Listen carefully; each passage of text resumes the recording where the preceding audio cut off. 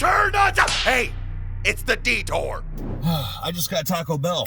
Let's talk about God. That's why I love these driving vlogs, because we can literally talk about anything, and these are my videos, and I can talk about whatever I want. So let's dive into it. Now, I know what you're probably thinking is, why should I care if you're somebody that doesn't believe in a God, or if you're somebody that does believe in a God, you're probably wondering, how can you prove to me that God exists? Well, the short answer is that I can't.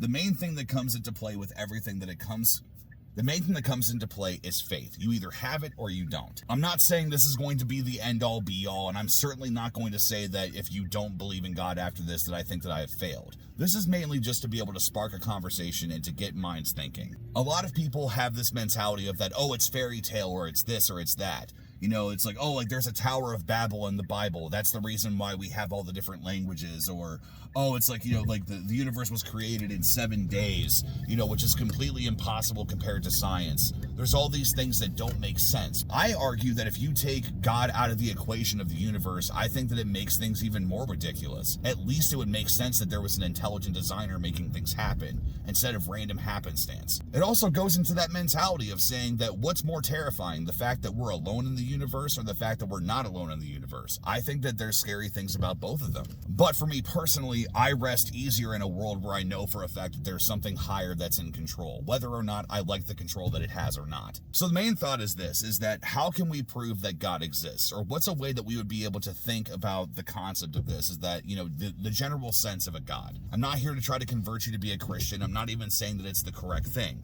All I'm trying to get with this is the idea of a creator, the idea of a deity, the idea of a God, the idea of something that's bigger than us that we can't understand. In the beginning of the universe, which we don't even know if that's even the true beginning of the universe when it comes to what scientists are studying and what they're thinking of, because there's a wonderful Joe Rogan clip where I think it's Bill Green or Brian Green, I can't remember his name, I'll find it and link it below. But he talks about what was happening before the Big Bang. Like, was there something even before then?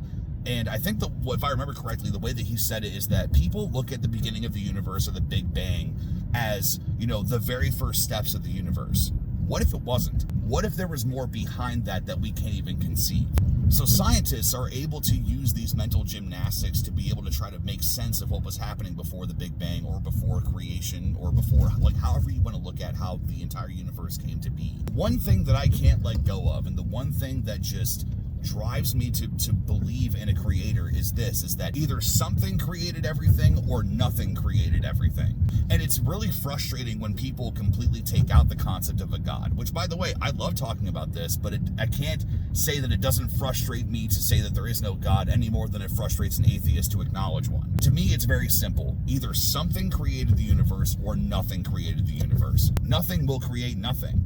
And I know that this is going to be a very interesting analogy compared to the size, you know, ratio of the universe and the, you know, scientific nuclear fusion that needs to happen for the stars and planets and everything else, but stay with me. When you have a ball that is on a table, if you were to say, oh, the ball rolled off the table and hit the floor and bounced across the room and went into the fireplace, you wouldn't think to yourself that it rolled on its own, especially if there's no wind and if the table is level. Something has to push that ball or bounce that ball off of the table. The ball will not move on its own. Just like the chicken and the egg thing. I am a chicken guy. I believe that the chicken came before the egg, because that is exactly how eggs are made. Now, does it make sense how a chicken would have shown up out of nowhere? No. Just like how we can't grasp the concept that God is eternal, where he has always existed and will always exist. But if you think about it, the origin of the universe, no matter what you include and what you say, doesn't make sense. But yet here I am, experiencing life. I can physically touch things. There are emotions, there are experiences, there are highs of life, there are amazing things we get to experience. There's also pain, there's destruction, there's all these different things. Either God is a part of it or he isn't. And in my opinion, I'm going to look at it and say, no, I think that there is something moving. I know for a while the words intelligent design had a bit of a stigma to it, especially on YouTube and the resurgence of atheism and all those things.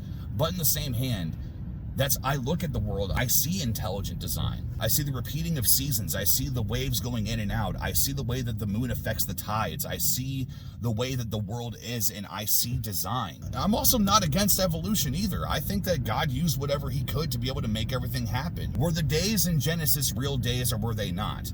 In my opinion, I don't think that the origin matters. I don't think that the idea of getting caught up in arguments about which one is correct that to me is not the most important thing. Regardless, we are here, and that is what's going on. My window is all foggy. Oh my, look at this, I'm talking too much. All in all, I've been rambling. There's many different things I probably could say. This video could probably be an hour long. But, nevertheless, think about this. Think about the beginning, or like what we can perceive is the beginning. Something had to make everything, or nothing created everything. Chew on that for a while and see where you end up.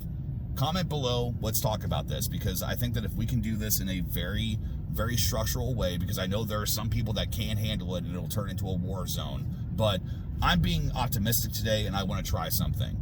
Let's see what you guys think about this concept. Has anyone ever thought of it like this before? What are your thoughts? We'll talk soon.